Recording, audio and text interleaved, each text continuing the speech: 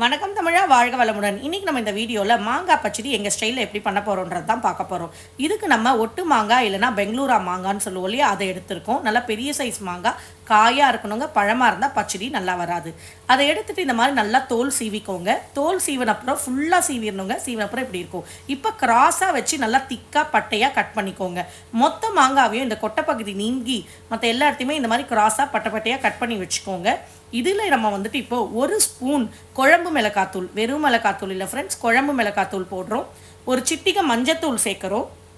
அதுக்கப்புறமா நம்ம தேவையான அளவு உப்பு சேர்த்துக்கிறோம். உப்பு உங்களுக்கு எவ்வளோ தேவையோ அவ்வளோ சேர்த்துக்கலாம். இதெல்லாம் சேர்த்துட்டு நல்லா வந்துட்டு இந்த மாங்காவோட தண்ணி ஊற்றி அதை மிக்ஸ் பண்ணிக்கோங்க.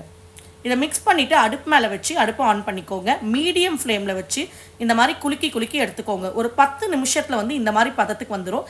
அதுக்கப்புறமா நம்ம 1 கப் வெல்லம் எடுத்து வச்சுருக்கோம். அந்த வெல்லத்தை நல்லா சேர்த்துக்கோங்க.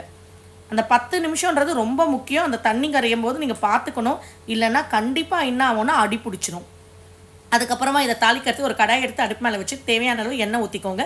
கடுகு போடுங்க. கடுகு பொரிஞ்சோடனே உளுத்தம்பருப்பு போடுங்க. உளுத்தம்பருப்புக்கு அப்புறமா வெந்தயம் போடுங்க. இங்கே ஏன் வெந்தயம் சேர்க்குறோன்னா, மாங்காய் வந்து நல்லா சூடு, வெந்தயம் குளிர்ச்சி, அதனால தான் வெந்தயம் சேர்க்குறோம். ஒரு காஞ்ச மிளகாவை உடச்சி சேர்த்துக்கோங்க. ஒரு கைப்பிடி அளவு கருவேப்பிலையை கிள்ளி சேர்த்துட்டு அப்படியே ஆட் பண்ணிக்கிட்டிங்கன்னா சூப்பரான எங்கள் ஸ்டைல் மாங்காய் பச்சடி ரெடி. இதை கண்டிப்பாக உங்கள் வீட்டில் செஞ்சு பாருங்கள் ஃப்ரெண்ட்ஸ், சூப்பராக இருக்கும். இதுலேயே உங்களுக்கு மாங்காயில் புளிப்பு இருக்குது, வெல்லத்தில் ஸ்வீட் இருக்குது, மிளகா தூள் போட்டிருக்கோம், மிளகாய் போட்டிருக்கோம், காரம் இருக்குது, எல்லா வகையான சுவையுமே இதில் இருக்கும். எப்படி இருக்குன்னு சாப்பிட்டு பார்த்துட்டு கமெண்ட்டில் மறக்காமல் சொல்லுங்கள். Thank you friends.